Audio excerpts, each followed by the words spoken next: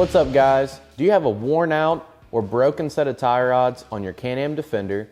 Well, SuperATV has the fix with their heavy duty tie rods, and today we're going to show you how to get them installed. First thing we're going to do is go ahead and remove our front wheels and tires.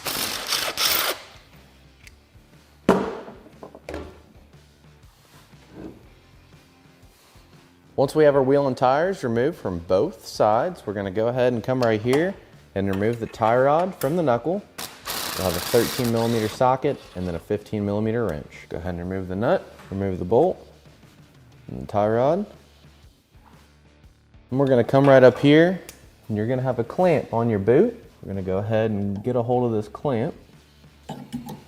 And just slide it all the way down like that. And then whether you have wire or a zip tie on the inner portion of the boot, just want to take a pair of side cuts, reach in here, then cut your zip tie or wire like I said.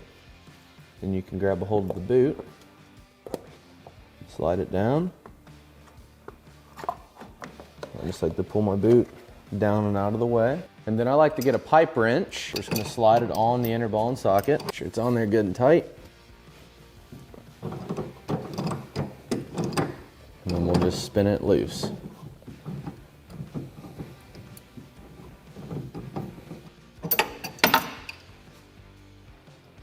Once you get it cracked loose, you can usually just grab a hold of the tie rod bar and just completely remove it. Then you just repeat the same steps for the opposite side.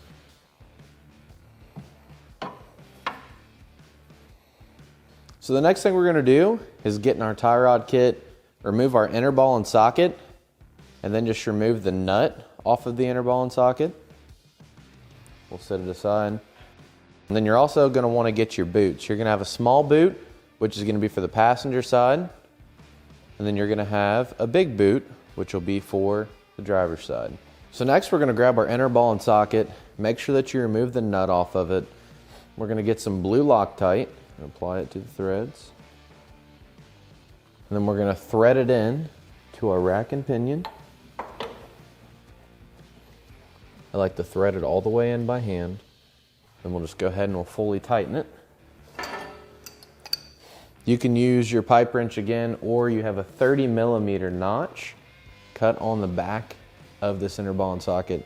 Either way, whatever's easiest for you. You may have to steer your wheel out a little bit to be able to get in there just a little bit easier with your pipe wrench to get it tightened. Just want to make sure that you get that as tight as you possibly can. We're going to go ahead and slide this back in. I'm just going to steer the wheel in just to make it a little bit easier on us to get our boot on. So since we're on the driver's side, we'll go ahead and take the big boot, slide it on. Just make sure that we can get it on the rack. Make sure it fully seats up there. And then we'll take our provided zip ties. I like to go ahead and do this with one of them for the innermost one just to make it easier. Go ahead and get it started together. And slide it all the way in. And get on the lip of the boot. You just want to crank it down, get it nice and tight. And do the same thing on the outer portion of the boot here.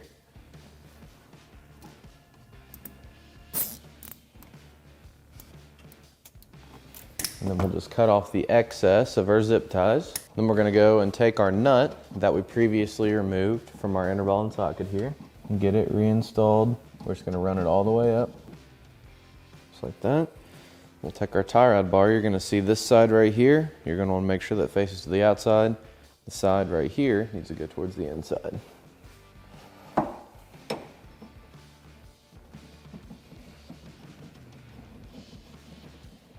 So once we have our tie rod threaded on to our inner ball and socket, we're going to go ahead and grab our outer tie rod in. Do the same thing with the nut, just run it all the way up. We're going to thread it in, and this will be left-hand thread. And then we're going to find our center point on our rack. So right there, we're centered up. We're just going to try to get our rotor as square as we can. This isn't a super crucial point because obviously we're still going to be setting the toe, but It does help if you get it close, you don't have to make as many adjustments. So once we have our heim installed, or our tie rod in, we'll go ahead and grab our misalignment bushings. One will go on the top, one will go on the bottom, just like that. We'll grab our hardware. We can adjust this heim around. We just want to get it lined up with the hole. So you can kind of adjust your tie rod as you go, just to get it lined up. Just want to get it to where your bolt will drop through like that. And we'll go ahead and take one of our nuts that were provided in the kit, get it started. And we can go ahead and fully tighten the nuts here. We want to make sure that we leave our jam nuts on our tie rods loose on both ends. Once we have it fully tightened, we'll install the provided cotter pins. Just want to slide them through and just fold the cotter pin around just like that. Then we'll just repeat all these same steps for the opposite side. Once you have your tie rods installed to both sides, it's time to reinstall your wheels and tires. Then we're going to sit our machine down, get the suspension settled, and show you how to set your toe.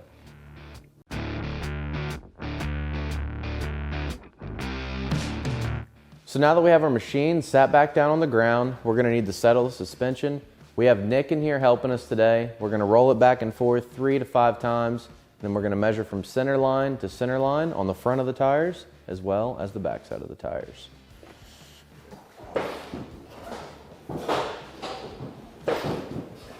And we're going to make sure that our steering wheel's straight.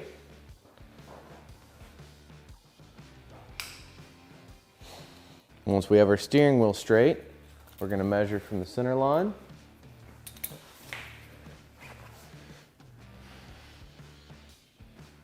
So it looks like we're right at 54. Now we're going to do the same thing on the back side of the tires. Just make sure that you keep your tape measure off of the skid plate. And you try to keep this tape as level as you can. It looks like we're right at 54 on the back side as well. So we're good to go. If you had to make any adjustments, you just want to make those adjustments from side to side. Once you've done that, you'll just go through, lock your jam nuts down for your tie rods, and that's all there is to it. For more information on these tie rods or any of SuperATV's great products, feel free to give us a call at 855-743-3427 or check us out online at superatv.com. Thanks for watching, and we'll catch you next time.